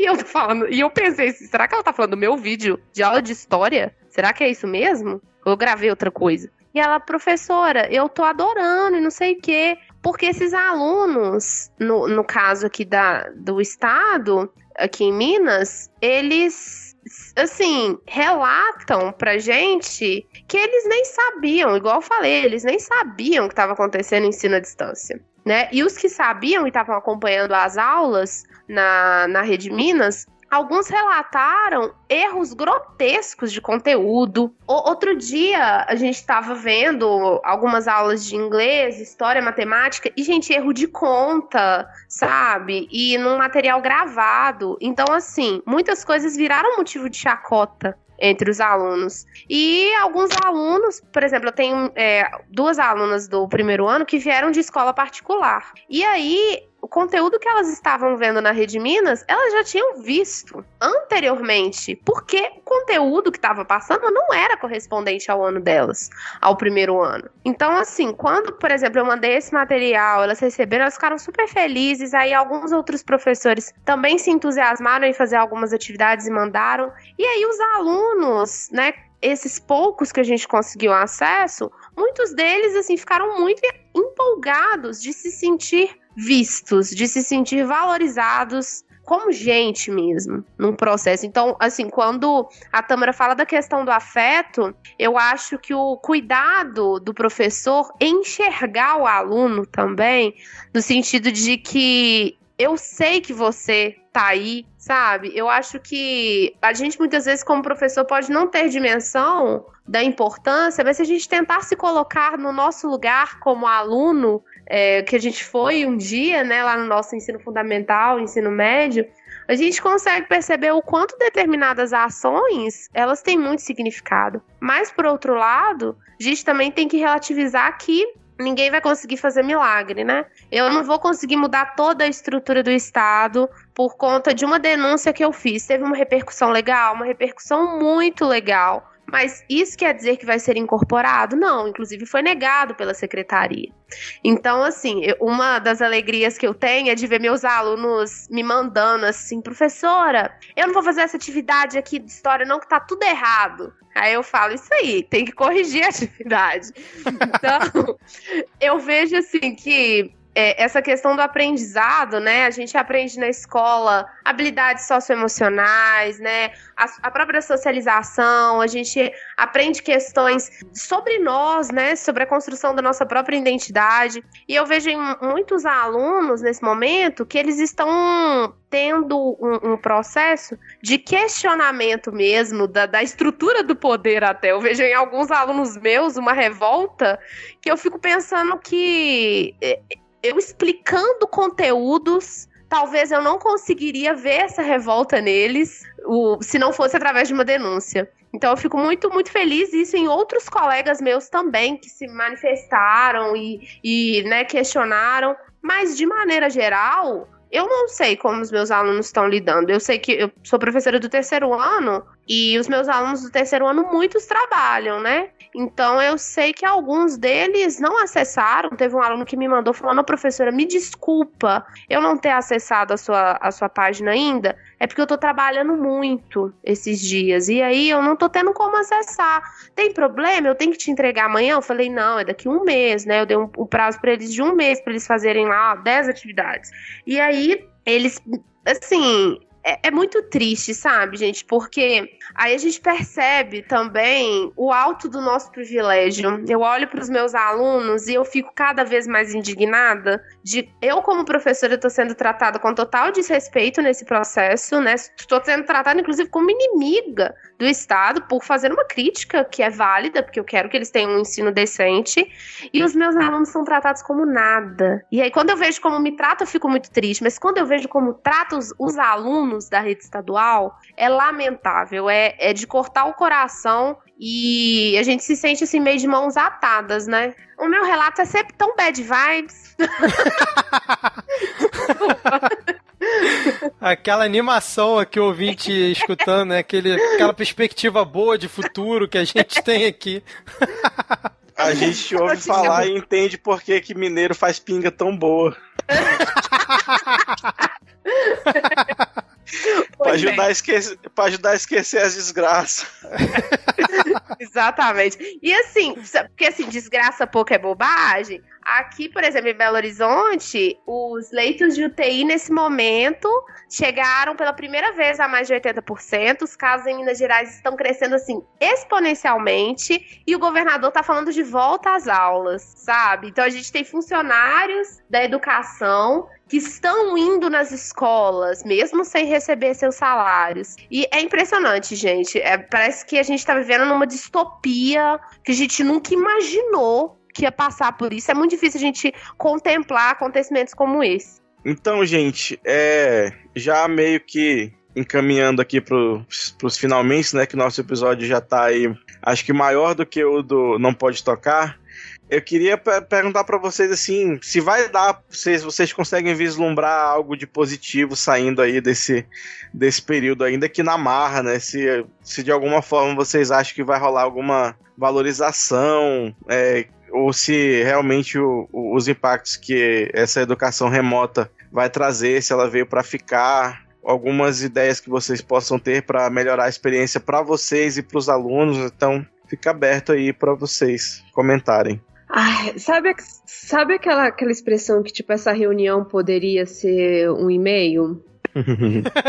Então, o problema é que agora essas reuniões que poderiam ser um e-mail, elas vão virar, tipo, sábado, uma videoconferência, porque eles vão ser, videoconferência eu não preciso pagar.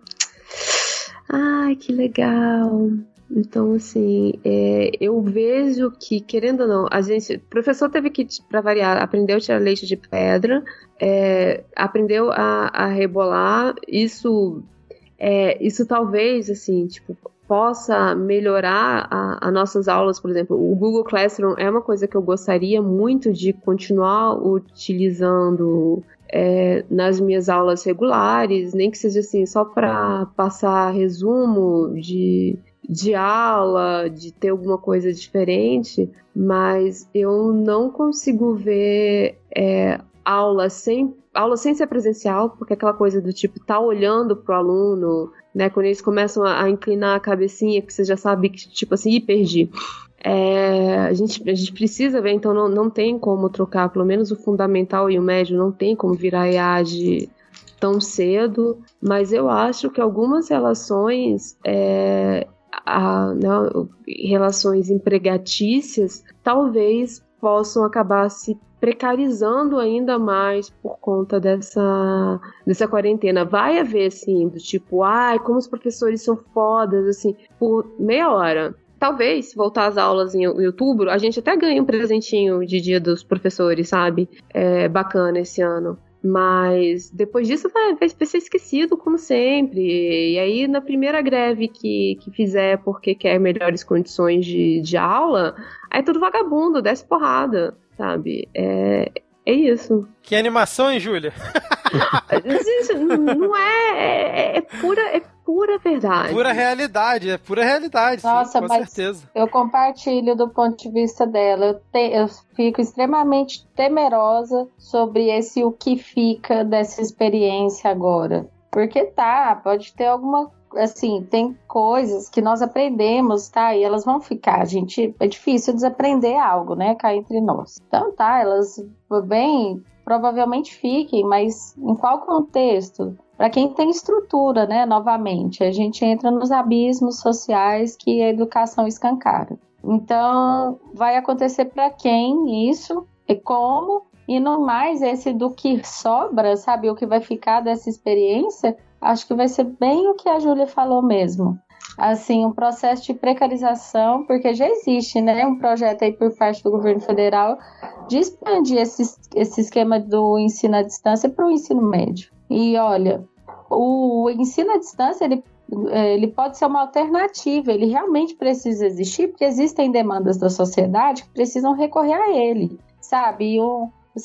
Uma pessoa ou outra que faz realmente uma graduação no ensino à distância porque trabalha, etc. e tal, existe esse nicho, mas sabe, existem limites para isso também, porque nada substitui a educação presencial. Não, principalmente eu acho que o EAD para o ensino médio, ele funcionaria muito bem para o pessoal que estuda à noite, né? As turmas mais avançadas não são as turmas de alfabetização, obviamente, do EJA. Aí eu acho que funcionaria. Se você tiver condições dessas pessoas tiverem condições, funcionaria, porque até é uma coisa que eliminaria tempo. Eu acho que assim, você não tem como alfabetizar uma pessoa via computador, desculpa, é impossível. Eu não sou da pedagogia, mas eu acredito que não role, mas pro EJA talvez funcione. Sim, mas o medo é só pensar, por exemplo, assim, uma educação à distância, enquanto num projeto de ensino assim, do Estado, é porque ela vai servir para quem? Para a educação pública, né? Para as classes sociais mais pauperizadas, porque o playboy vai continuar estudando na escola particular. Aí vai voltar, vai reforçar mais ainda esse ensino tecnicista. O medo é isso, entendeu?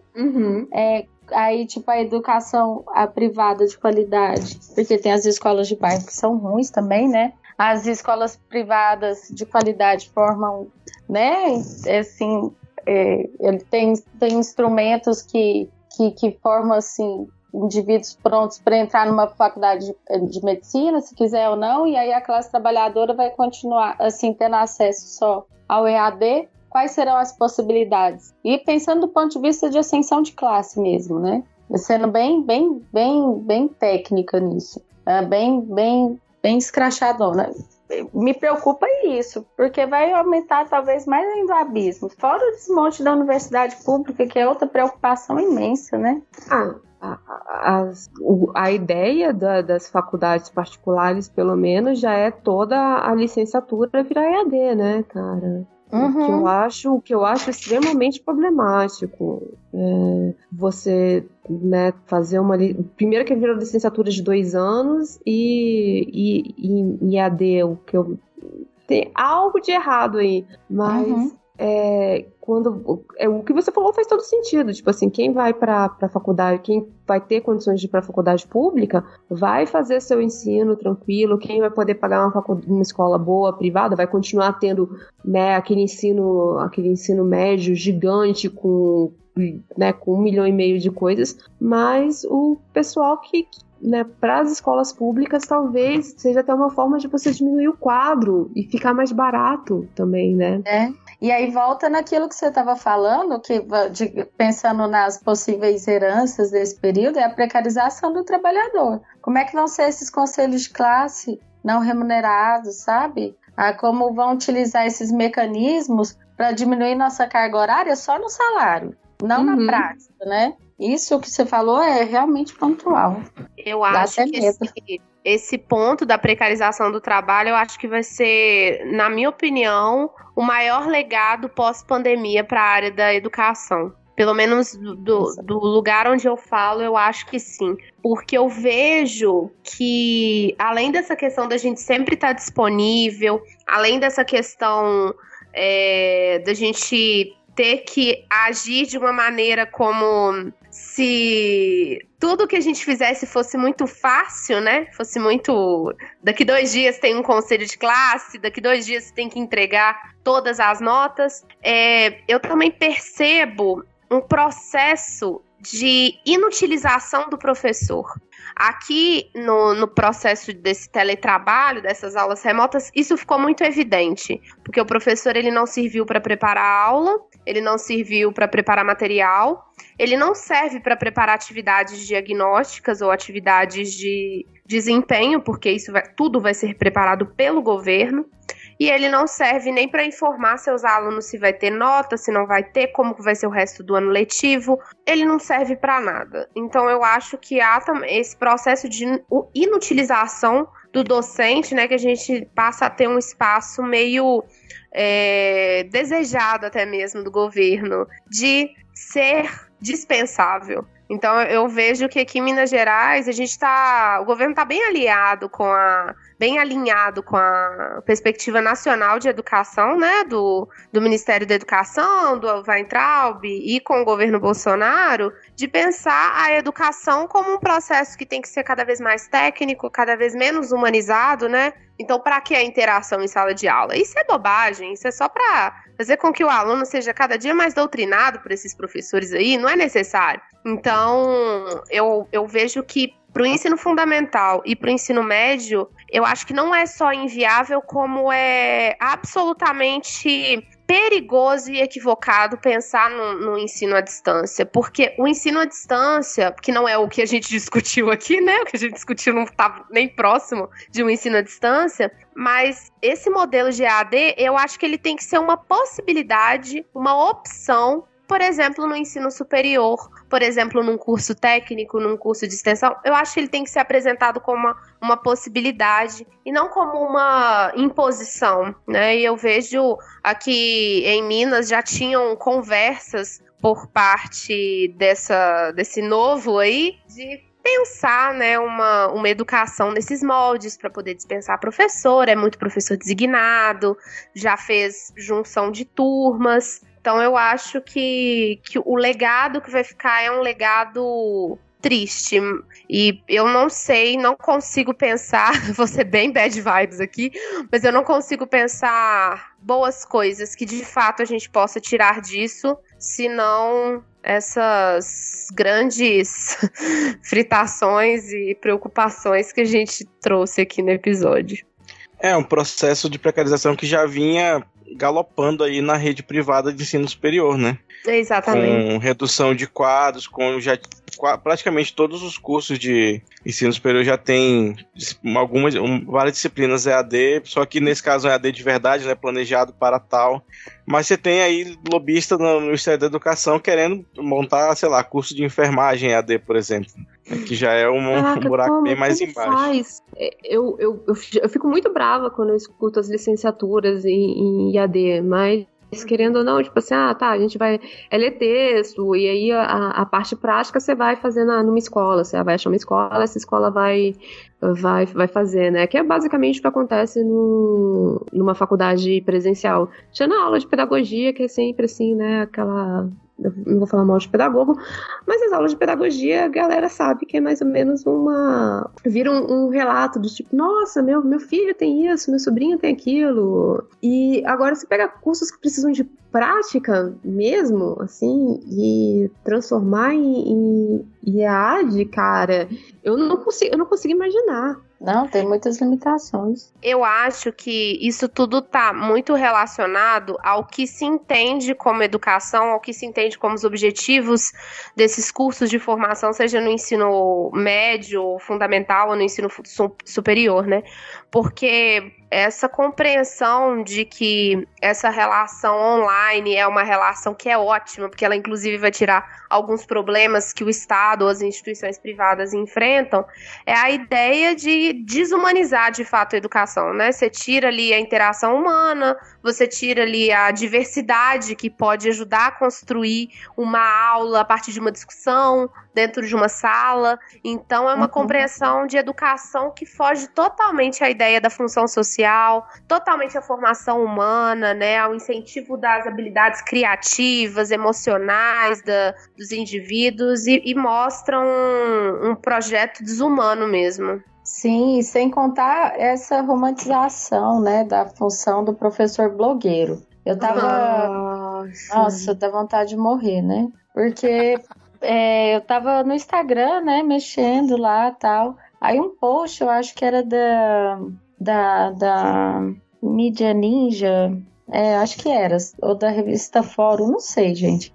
Aí, assim, um post de um tweet falando, agradecendo aos professores que trabalham de graça e dão suas aulas no YouTube. Bem, eu entendi, gente, o conteúdo, assim, né, eu entendi o conteúdo, né, do elogio. Os professores que dão suas aulas de graça no YouTube, então torna a informação gratuita, né, e tal.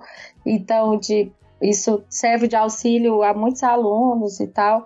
Eu olhei aquilo porque eu entendi e eu fiquei, poxa, por que isso me causa inquietação? Entendi, é porque, de novo, essa questão da gente trabalhar sem remuneração, por amor, né?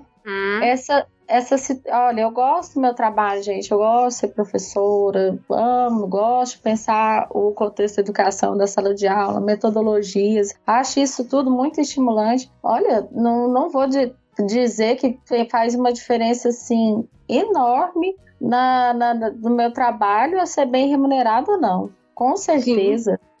E claro que faz. Nossa, é óbvio, né? Essa romantização da profissão é a desumanização do professor, né? Que assim, essa coisa meio esdrúxula da tia, né? Ou do professor por vocação. Ou esse tanto de professor aí, ó, que antes mesmo dessa pandemia já estava fazendo malabarismo no YouTube, fazendo musiquinha com a Revolução Francesa para os alunos decorarem.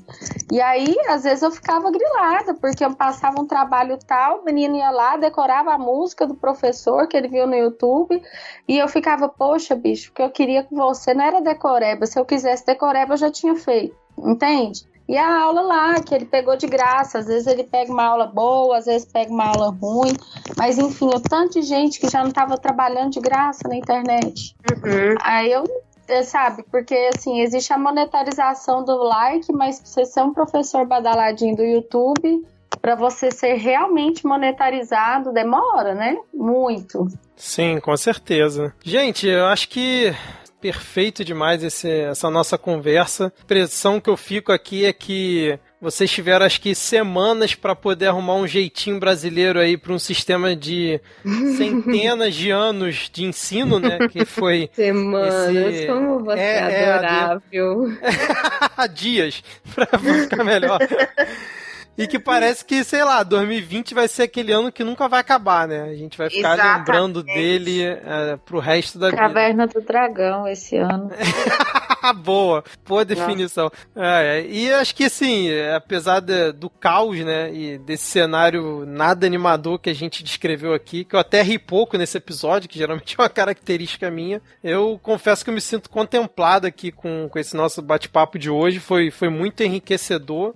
Eu não sei vocês três e os ouvintes, mas eu facilmente ouviria um podcast feito por vocês. Olha, fica a ideia. Realmente, aí. A gente ficou aqui só dizendo o próximo ponto da pauta e a conversa fluiu maravilhosamente. Exatamente, cara, exatamente. Eu achei que a química aí entre vocês foi perfeita na dinâmica aqui do episódio. Que, não sei se o Diego quer comentar alguma coisa ainda, Diego? Perguntar alguma coisa? Ou tá de Não... Tô de boa, só agradecer mesmo a presença e os relatos aí, tristes, porém necessários. Pois é, a gente agradece aqui demais a disponibilidade de vocês três, né? Compartilhamento aí da experiência de cada uma à sua maneira. Acho que foi muito importante aqui. É um tema que ainda vai render bastante e eu espero que não saia de pauta, não só aqui do Midcast, mas dos demais podcasts da Podosfera também. Acho importante a gente estar sempre falando sobre educação, né? E agora eu queria deixar esse espaço final aqui para vocês, se quiserem divulgar alguma coisa, ou divulgar as redes sociais, fazer alguma pistolagem final, ou, se possível, transmitir alguma mensagem de esperança aí para os ouvintes, para quem estiver ouvindo aqui. Quem quer começar? Dá o seu recado final aí. Eu queria agradecer a participação, desculpa a palestra, gente, isso é um fato inevitável de professora.